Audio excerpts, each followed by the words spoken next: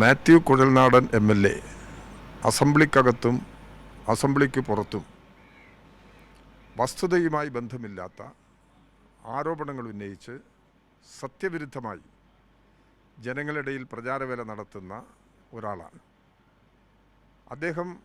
ഇപ്പോൾ ഹൈക്കോടതിയിൽ ഫയൽ ചെയ്തിട്ടുള്ള കേസും ഈ ഒരു നിലപാടിൻ്റെ തുടർച്ചയാണ്. മുഖ്യമന്ത്രിക്കും അദ്ദേഹത്തിൻ്റെ കുടുംബത്തിനുമെതിരായി ദുരാരോപണങ്ങൾ ഉന്നയിച്ച് ജനങ്ങളിൽ തെറ്റിദ്ധാരണ ഉണ്ടാക്കുക എന്നുള്ളതാണ് അദ്ദേഹം സ്വീകരിക്കുന്ന നിലപാട്.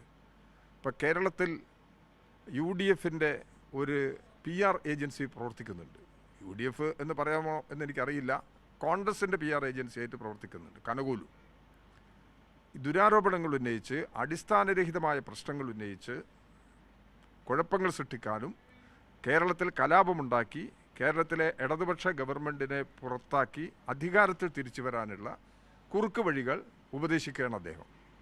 ആ ഉപദേശം അനുസരിച്ചാണ് കേരളത്തിലെ പ്രതിപക്ഷം ഇപ്പോൾ പ്രചാരണം നടത്തുന്നത്. കേരളത്തിലെ പ്രതിപക്ഷം മാത്യു കുഴൽനാടൻ MLA ഈ ദുരാരോപണങ്ങൾക്കും അടിസ്ഥാനരഹിതമായ നിലപാടുകൾക്കും പിന്തുണ നൽകുകയാണ്. ഇന്നത്തെ കോടതി വിധി മാത്യു കുഴൽനാടന് വലിയൊരു പാഠമായി മാറേണ്ടതാണ്.